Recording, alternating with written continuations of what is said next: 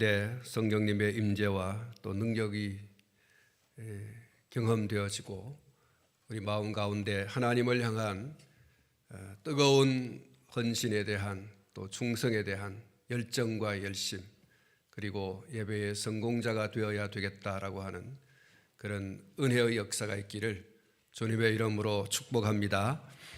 오늘 아침에 저는 읽어드린 이 본문 말씀을 중심해서 맑고 선명한 영성이라는 제목으로 말씀을 드리고자 합니다.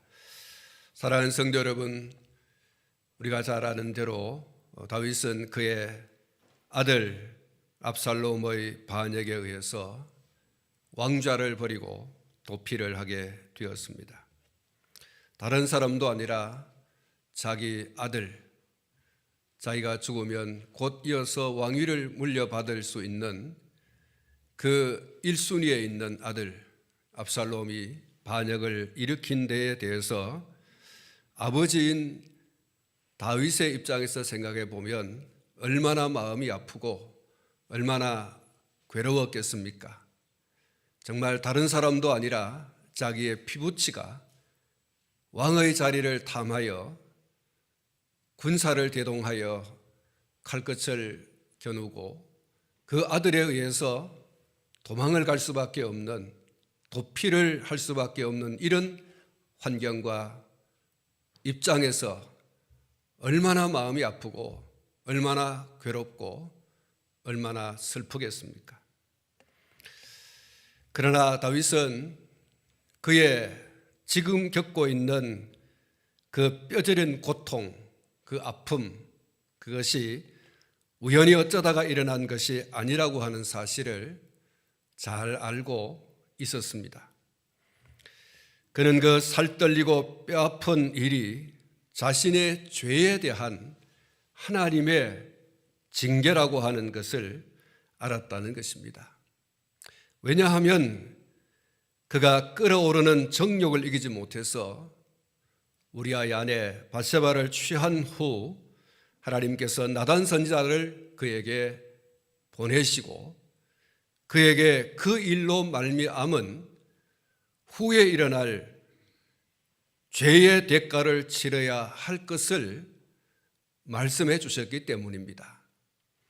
우리아의 아내, 다시 말하면 남의 아내를 탐하여 취하여 버린 그 일에 대하여 하나님께서는 어떤 대가를 치루어야 할 것인가에 대해서 나단 선지자를 통하여 그에게 명확하게 말씀을 해 주셨기 때문이고, 다윗은 그 사실을 직접 들었기 때문입니다.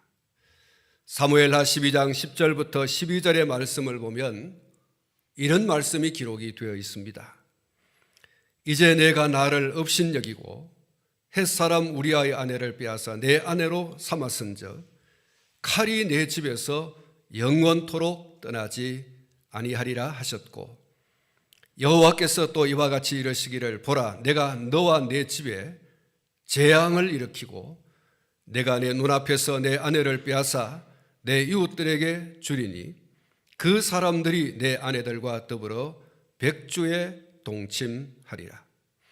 너는 은밀히 행하였으나 나는 온 이스라엘 앞에서 백주에 이 일을 행하리라 하셨나이다 하니. 여러분, 이 말씀이 우리아의 아내 밧세바를 취한 다윗에게 주시는 죄의 대가를 이렇게 치러야 할 것이다 라고 하는 예언이죠. 은밀히 범한 그 죄를 하나님께서는 백주에 드러낼 것이라고 말씀을 했고, 압살롬의 이 반역 사건은 다윗의 가문에 일어날, 다윗가에 일어날, 다윗이 생존해 있는 동안에 경험해야 되는 뼈아픈 일들의 서곡이다, 이렇게 볼 수 있는 것입니다.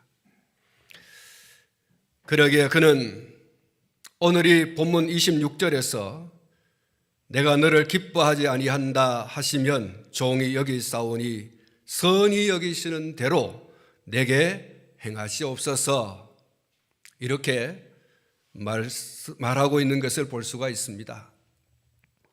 다윗은 하나님께서 어떤 벌을 내린다고 하더라도 할 말이 없다는 이야기입니다. 하나님께서 보시기에 부끄러운 죄를 하나님께서 노하실 수밖에 없는 그러한 죄를 지었으니 어떤 징계를 받는다고 하더라도 그것은 당연하며 자신에게 벌을 내리시는 하나님이 선하시다, 이렇게 고백하고 있는 것입니다. 오늘 이 압살롬이 반역하게 된 것은 우연히 어쩌다가 일어난 것이 아니라 나의 죄에 대한 하나님의 징계라고 그렇게 말하고 있고, 그 징계는 합당한 것이며 그 징계를 내리시는 하나님은 의롭고 선하다는 것입니다. 사랑하는 성도 여러분, 이것이 다윗의 영성입니다. 무너졌던 다윗의 영성이 다시 회복되어지는 그러한 영성이다, 그렇게 볼 수가 있는 것입니다. 그도 사람이기에 끓어오르는 육신의 소욕을 이기지 못해서 죄를 지었고 하나님 앞에 숨길 수 없는 죄를 은폐하기 위해서 작은 꾀를 내기도 했습니다. 얼마나 작은 꾀를 부려서 자기의 죄를 은폐, 그런 죄를 지은 적이 없다고 그렇게 없애버리려고 하는 시도를 하기까지 했습니다. 그러나 하나님께서 그에게 그 일로 엄중하게 징계하실 때에는 목을 곧게 하고 버티면서 고집을 부리지 않았다는 것입니다. 하나님이여, 내가 이 벌을 받는 것이, 이 징계를 받는 것이, 이 심판을 받는 것이, 이 뼈아픈 아픔을 겪는 것이 당연합니다. 내가 죄를 지었으니 이 벌을 받는 것이 어찌 당연하지 않겠으며, 죄를 참아 보지 못하시는 하나님께서 나를 징계하심에 하나님은 의로우시고 하나님은 선하십니다. 사랑하는 성도 여러분, 다윗은 하나님 왜 이러십니까? 정말 이러기십니까? 하고서 그가 하나님을 대항하거나 내가 무슨 죄를 얼마나 지었기에 이런 벌을 내리십니까? 라고 하면서 하나님을 향하여 완고한 그런 태도를 취하지 않았다는 겁니다. 그는 하나님께서 자신을 징계할 때에 그것이 자신의 죄로 인한 하나님의 징계라는 사실을 확실하게 알았습니다. 그리고 그 징계에 대해서 그런 일 없다고 오리발을 내미거나 항거하거나 변명하거나 억지로 피하려 하지 않았습니다. 그는 자신의 죄에 대한 하나님의 징계를 순순히 받아들였고 또 죄를 인정하고 회개하며 용서를 구하게 됩니다. 그리고 그 징계가 끝난 후에 하나님의 용서하시는 풍성한 은혜가 뒤따르는다고 하는 이 사실을 또한 다윗은 믿었습니다. 25절 중반절에 보면 만일 내가 여호와 앞에서 은혜를 입으면 도로 나를 인도하사 내게 그 궤와 그 계신대를 보이시리라. 여러분이 이 25절 중반절 말씀 가운데 도로 나를 인도하사라고 하는 말씀이 있습니다. 도로 나를 인도하사라고 하는 그 앞에 하나님의 은혜라는 이야기가 있습니다. 나의 죄를 용서해 주시는 하나님의 사죄의 은총이 있다면 나는 다시 내가 떠나온 예루살렘 궁으로 돌아가게 될 것이라고 하는 이 확신이 있어요. 이 믿음이 있습니다. 제사장 사독과 아비아달이 압살롬과 그의 사람들이 반역을 일으켰을 때 하나님의 임재의 상징인 이 여호와의 궤, 법궤를 기드론 시내를 건너서 감람산에 옮겨 안치를 했습니다. 제사장 사독과 아비아달이 왜 하나님의 궤를 옮겨서 감람산에 안치를 했겠습니까?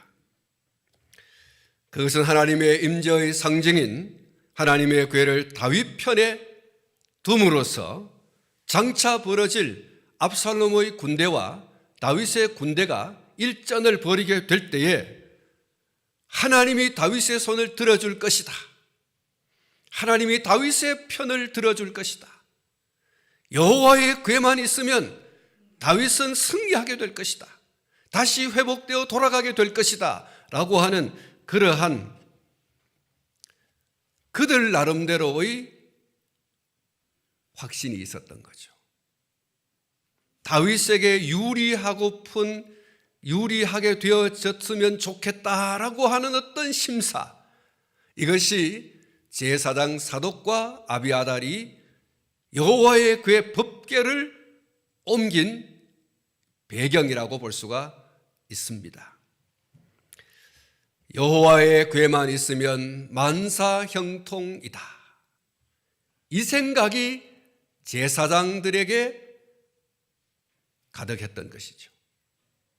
그런데 정작 다윗은 이 제사장 사독과 아비아달에게 하나님의 궤를 다시 메고 예루살렘의 이 궤가 있던 곳으로 갖다 놓고 거기 머물시오, 이렇게 얘기했어요.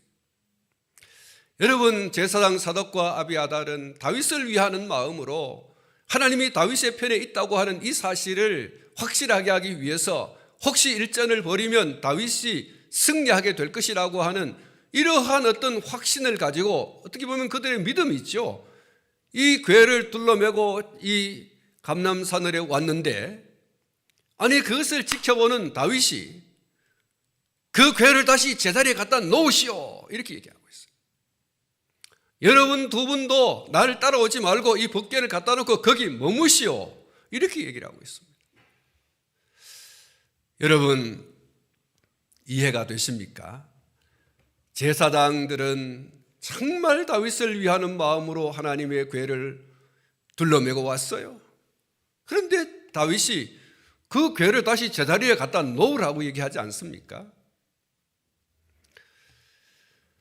다윗의 이런 조치는 지금 하나님의 궤를, 이 법궤를 메고 다닌다고 해서 상황이 유리하게 되는 것이 아니라는 거예요. 그럼 뭐냐? 이 여호와의 궤를 옮기는 것보다 더 중요한 것은, 더 선결적인 조치가 있어야 되는 것은 바로 내 죄를 해결하는 거라는 거예요. 내가 하나님 보시기에 끔찍한 그런 죄를 지은, 그 죄를 또한 은폐하려고 했던 그런 하나님을 만홀히 여긴 것에 대한 죄를 회개하는 이것이 선결되어져야 된다라고 하는 사실을 분명히 하고자 했던 것이죠. 하나님의 징계는 어떤 사람들이 행하는 수단, 방법, 그것을 통해서 해결되는 것이 결코 아닙니다. 회개와 함께 하나님께서 징계를 거두셔야 하는 것이죠. 다윗은 이 사실을 잘 알고 있습니다. 그러기에 하나님의 궤를 앞세워서 징계를 피해 보려고 하거나 하나님의 이 궤를 앞세워서 압살롬과 그 반역자들을 이기고 승리하게 될 것이라고 하는 그런 어떤 것에 기대를 걸지 않습니다. 제사장들이 가지고 있는 생각과 다윗의 생각은 지금 완전히 바꾸어 있어요. 완전히 반대예요. 여호와의 궤만 있으면 우리는 승리한다라고 하는데, 다윗은 아니요, 궤만 있다고 해서, 하나님의 궤만 있다고 해서 우리가 승리하는 것이 아니에요. 그는 너무나 잘 알고 있어요. 이 일이 무엇 때문에 일어났는지, 자신의 죄 때문에 일어난 일이기 때문에 자신의 죄 문제가 해결되지 않고는 여호와의 궤가 있다고 해서 승리하는 것이 아니라 자신의 죄를 깨끗하게 씻어야지만 된다고 하는, 이 다윗이 지금 도피를 하면서 정신을 차린, 영성이 맑아진 모습인 것입니다. 태도인 것이죠. 하나님의 궤는 그렇게 이용하는 것이 아니다.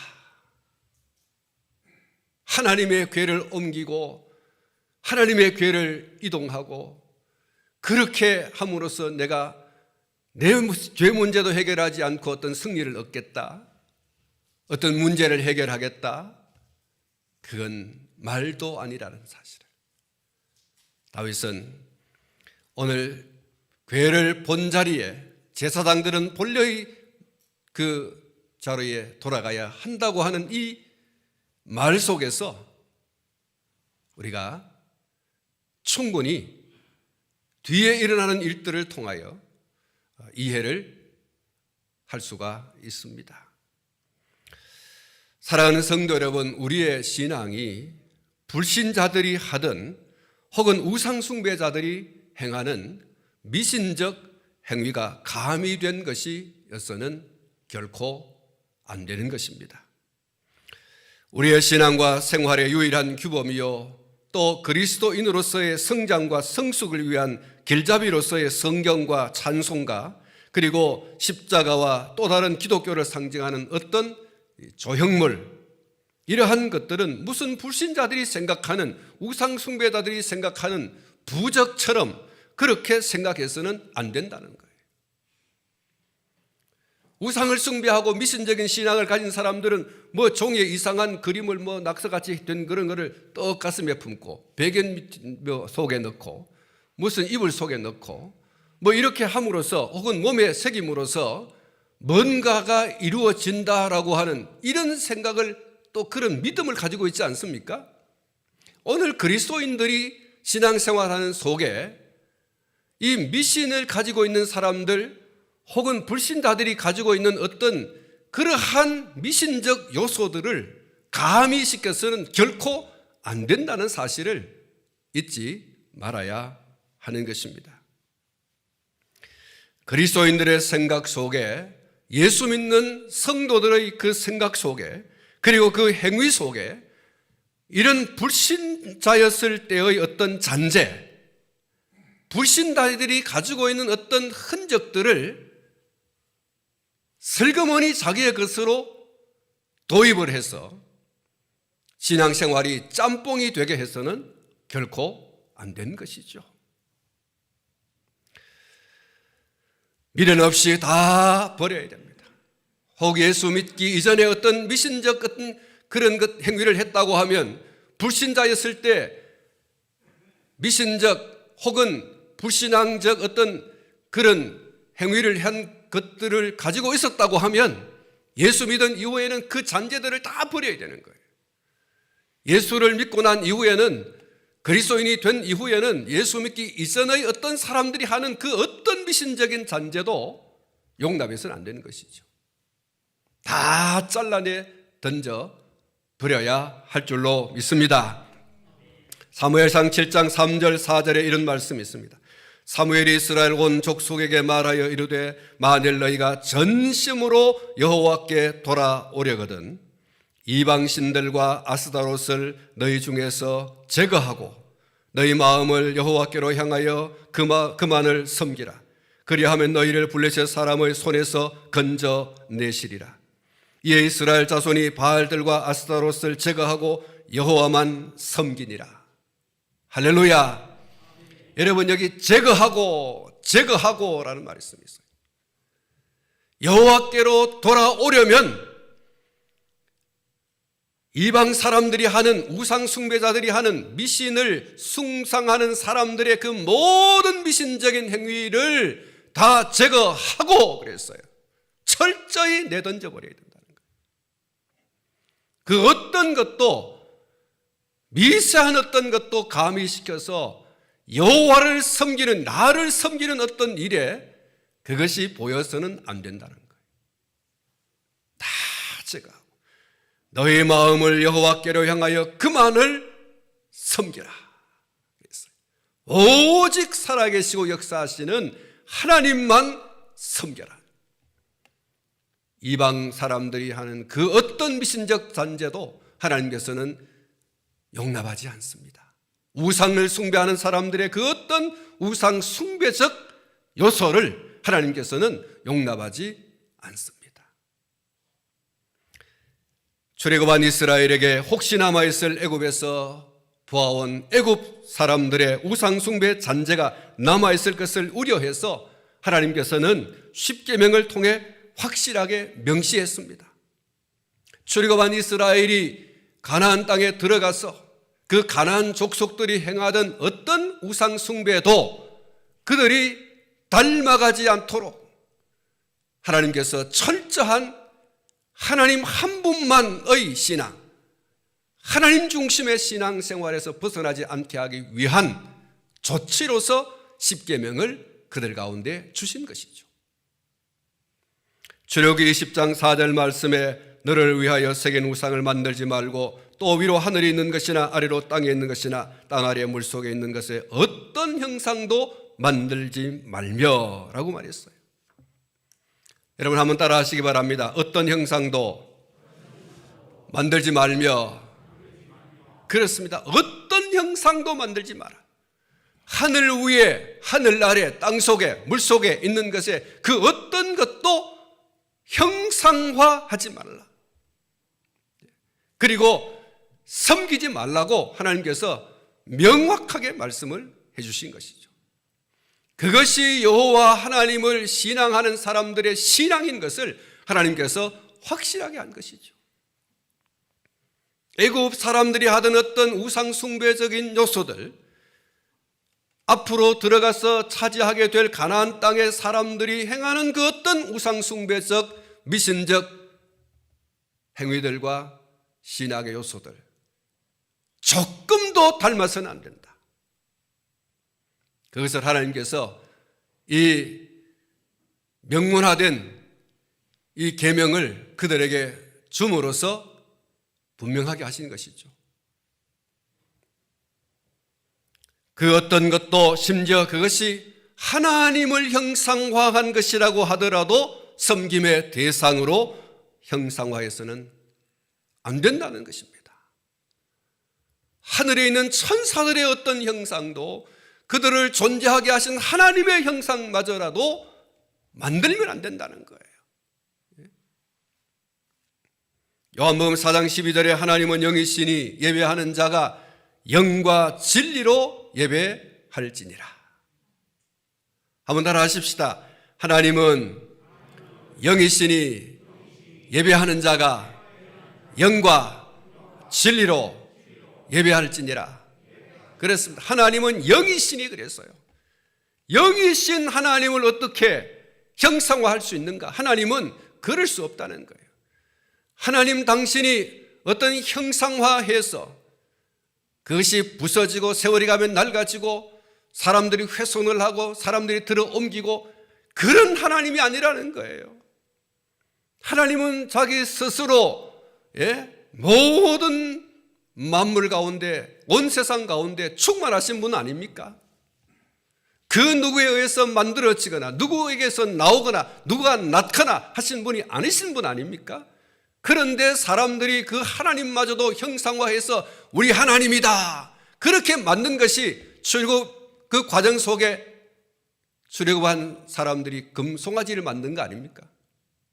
그 금송아지를 향해서 이 금송아지는 우리를 애굽에서 인도하여 낸 우리 하나님 여호와다라고 했잖아요. 하나님께서 분노하셨어요.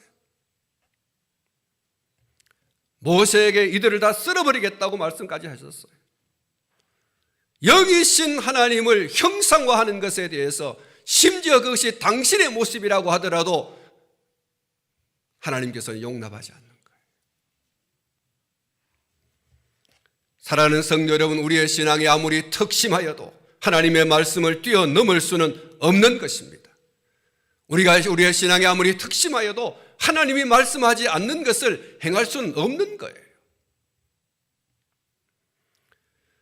우리는 앞서 엘리 제사장의 때에 이스라엘이 블레셋과의 전투가 벌어질 때 여호와의 궤만 메고 가기만 하면 승리한다라고 생각해서 여호와의 궤를 전장에 메고 나갔습니다. 결과가 어떤 것입니까? 전쟁은 대패하였습니다. 그 전쟁에서 제사장 엘리 제사장의 두 아들 홈니와 비느하스는 전사했습니다. 여호와의 궤도 블레셋 사람들에게 빼앗기고 말았습니다. 여호와의 궤만 메고 나가면 승리할 것이다. 무슨 부적처럼 생각하는 거예요. 여호와의 궤만 있으면 승리한다. 하나님은 우리의 신앙이 이방 사람들이 생각하는 그런 저급한 신앙생활을 하기를 원하지 않아요.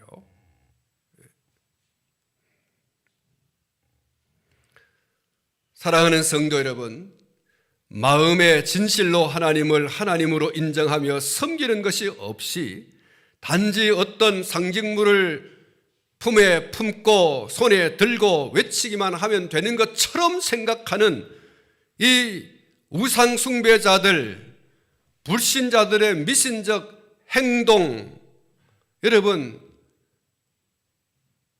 이것이 셈셈이에요.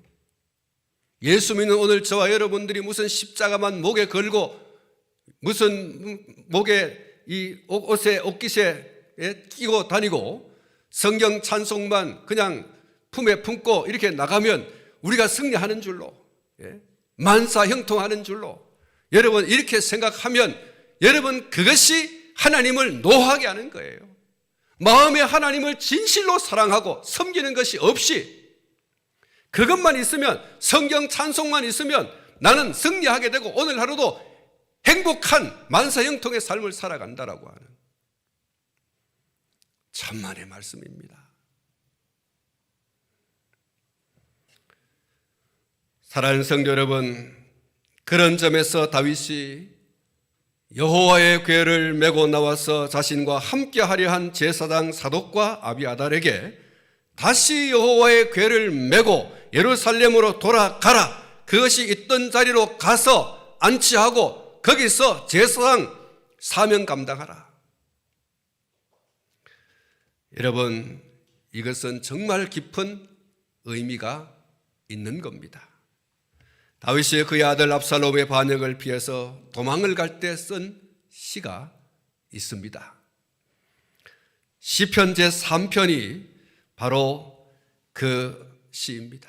압살롬의 반역을 인하여 도망을 갈 때 다윗이 쓴 시입니다. 여호와여, 나의 대적이 어찌 그리 많은지요.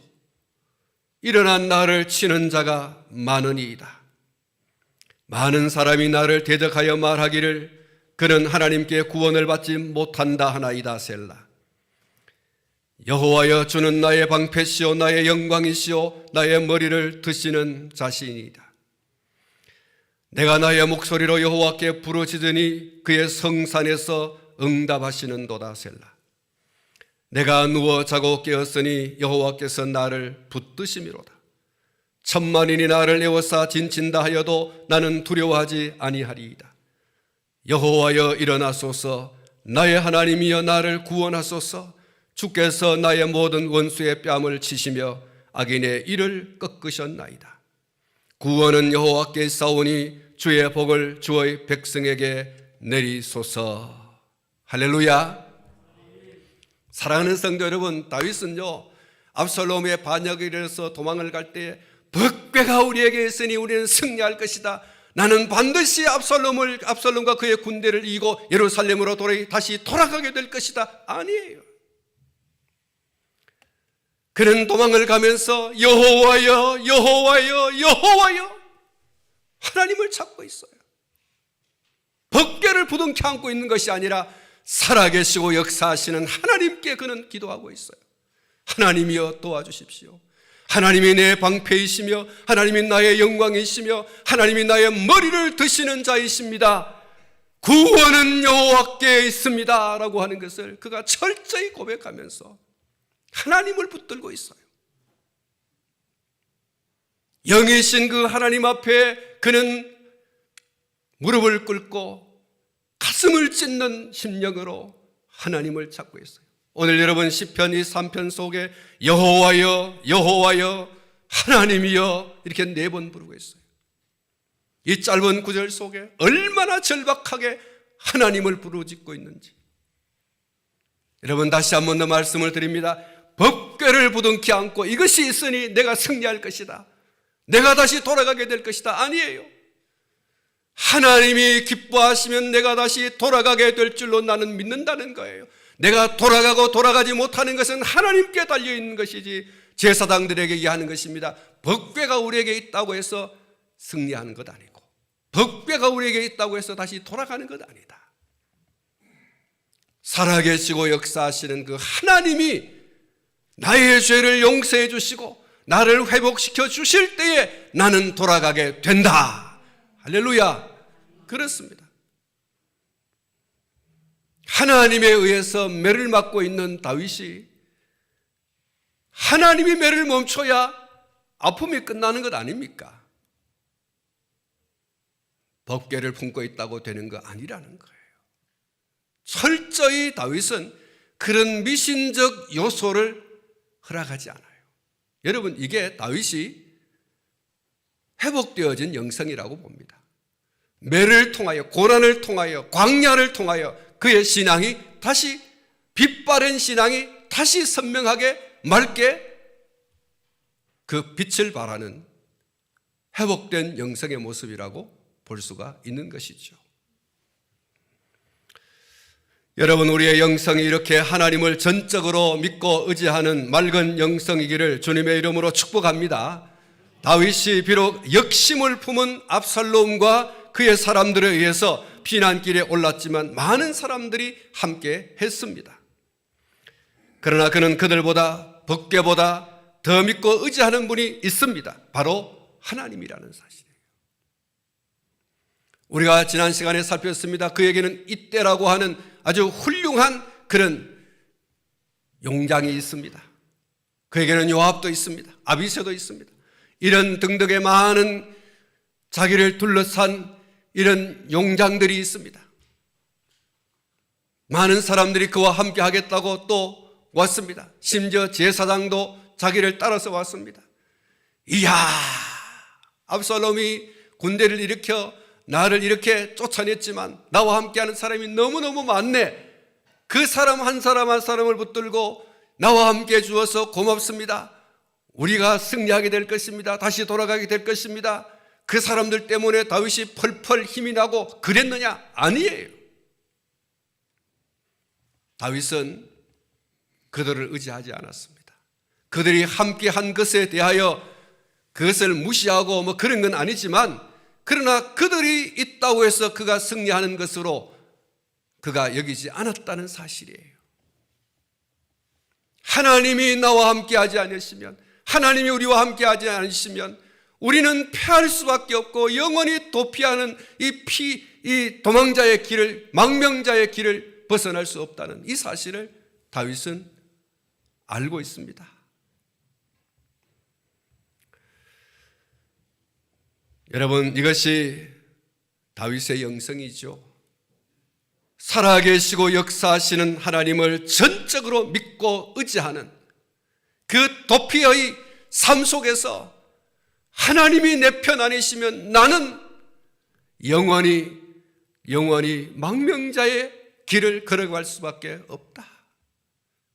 덕배가 우리에게 있고 많은 사람들이 나와 함께 하고 심지어 전장을 누비면서 승리를 많이 경험한 야전 사령관들이 나의 앞뒤 좌우에 이렇게 서 있지만, 그러나 하나님이 매를 거두지 않으시면, 하나님이 나를 기뻐하사 다시 돌이켜주지 않으시면, 돌아가게 하지 않으시면 나는 그럴 수 없다는 거예요. 오늘 이 다윗의 영성이 우리의 영성이기를 주님의 이름으로 축원합니다. 그리고 여러분, 또 하나 주목되는 것은 다윗이 제사장 사독과 아비아달을 예루살렘으로 돌려보내는 데에는 이 미신적 신앙을 걷어내려고 하는 의미도 강하지만 또 다른 계획이 있습니다. 그들을 통해서 압살롬과 그의 사람들의 동태를 살펴 보고를 하게 함으로써 지혜롭게 이를 처리하기 위한 이런 군사적 전략이 그 속에 있습니다. 여러분, 이것은 다윗의 지혜라고 할 수가 있습니다. 다윗은 하나님께 상황을 아뢰고 그리고 전적인 도움을 요청했습니다. 그러나 그는 수동적이지 않았습니다. 기도만 하고 아무것도 하지 않는, 그냥 하나님께서 다 알아서 해 주시겠지 하고서 그가 아무것도 하지 않는 소위 무의도식하는 이런 식의 어떤 신앙생활을 하지 않았습니다. 다윗은 자신이 할 수 있는 일은 하면서 하나님의 절대적인 도움을 간구했던 것입니다. 물론 하나님께서 아무것도 하지 말아라, 내가 다 알아서 해줄게 라고 했다면 다윗은 움직일 필요가 없어요. 아무것도 할 이유가 없습니다. 내가 다 알아서 해줄게, 이렇게 하나님께서 단도직입적으로 다윗에게 말씀하셨다고 하면 다윗은 하면 안 되는 거죠. 하나님께서 아무 말씀도 하지 않으셨습니다. 사랑하는 성도 여러분, 내가 할 수 있는 어떤 행동이 필요할 때 적극적인 태도를 가지는 것이 지혜입니다. 우리는 하나님으로 전적으로 신뢰하고 의탁해야 됩니다. 그러나 앞에서 말씀을 드린 것처럼 무의도식의 태도로 일관하는 것은 바른 신앙이 아닌 것입니다. 다만 어떤 대처나 방안이 전부인 것처럼 여기면서 그것만 의지하려고 하는 태도와 행위가 문제이지 계속해서 하나님께 기도하면서 할 일을 해 나가는 것은 아무런 문제가 없는 것이죠. 여러분, 오늘 감기를 저와 여러분들이 감기 걸리면 감기약을 먹고 기도해야 되죠. 여러분, 감기약만 먹고 기도하지 않고 하나님의 은혜를 구하지 않은 것은 문제예요. 또 기도만 하면서 감기약이 있는데 감기약도 안 사 먹고 낫게 해주신다. 여러분, 이것도 문제가 있어요. 여러분, 하나님께서 허락하여 주신 어떤 이 자연적인 혹은 연구를 통해서 결과가 나온 의사들과 그들의 처방을 따라서 우리가 어떤 행위를 지혜롭게 할 필요가 있죠. 그런데 이런 것들을 다 무시하고 공부할 필요 없다, 농사 지을 필요 없다 이러면서 말이죠, 아무것도 안 하고 하나님도 알아서 해줄 텐데, 여러분, 이건 소위 지나친 광신적 신앙입니다. 또 우리가 아무것도 할 필요가 없다, 하나님도 알아서 해줄 것이다, 맹목적인 신앙생활.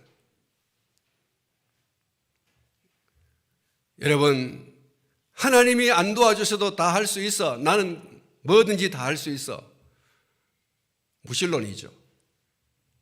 철저히 하나님을 대항하는 모습이죠. 여러분, 이 두 양자는 우리가 본받을 신앙이 아닙니다.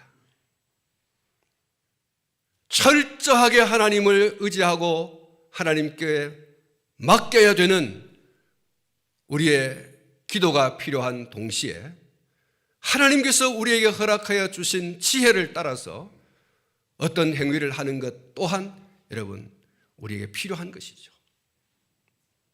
기도하면서 약을 먹어야 된다면 약을 먹고, 기도하면서 농사를 지을 때 김을 매야 될 때 기를 매고, 걸음을 줘야 될 때 걸음을 주고, 비료를 줘야 될 때 비료를 주고, 여러분, 그렇게 하는 것이 지혜인 것이죠. 다윗이 이 법궤를 예루살렘으로 옮겨라, 그리고 그 제사장 사독과 아비아달에게 혹여 압살롬이 어떤 군사적 행동을 하는지에 대하여 우리에게 당신들이 알려줌으로써 우리가 적절히 대처를 하면서 도망을 가더라도 제대로 도망을 가야 되지 않습니까? 싸우더라도 제대로 싸워야 되지 않습니까? 그런 의미에서 다윗의 이 조처는 매우 지혜로운 조처다. 하나님께 아까 여러분 시편 3편을 읽었지 않습니까?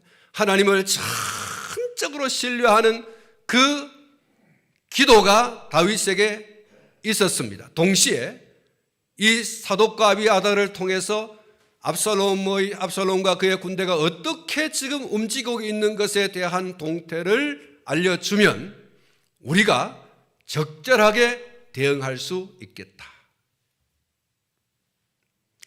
만약 여러분 다윗이 기도만 하고 아무것도 안 했다고 하면 문제가 돼요. 그 신앙이 좀 이상한 거죠. 또 기도는 전적으로 하지 않으면서 군사적인 어떤 그런 훈련과 무슨 전략과 전술을 세워가지고 하나님 없이도 우리는 얼마든지 이 전쟁에서 승리할 수 있다, 이것만 했다고 하면 다윗은 정말 신앙이 없는 사람이죠. 여러분, 바른 신앙, 여러분 호크마 주석을 보면 이런 그 주석을 하고 있습니다. 그는 한편으로는 하나님의 은혜로우신 도움을 의지하는가 하면 한편으로는 자신이 할 수 있는 최선의 노력을 다 기울였던 것이다. 이와 같이 다윗 왕의 신앙은 자신의 노력은 기울이지 않고 하나님의 도우심만을 기다리는 요행적이며 게으른 신앙이 아니었다. 또한 그렇다고 해서 자기의 노력만을 경주하고 하나님의 능력을 과소평가하는 자기 위주의 신념도 아니었다. 기도하면서 하나님이 주신 지혜를 따라서 행동하고 하나님이 주신 지혜를 따라서 행동하면서 전적으로 무릎을 꿇고 기도하고, 여러분, 이 양자를 우리가 함께 해야 되는 것입니다. 여러분, 이것이 건강한 신앙입니다. 이것이 그야말로 건전한 신앙입니다. 이것이 성경이 우리에게 말하고 있는 신앙 생활이죠. 참된 신앙이라고 하는 것은 하나님을 절대적으로 신뢰하는 것과 스스로 최선을 다하는 노력을 함께 병행하는 것입니다.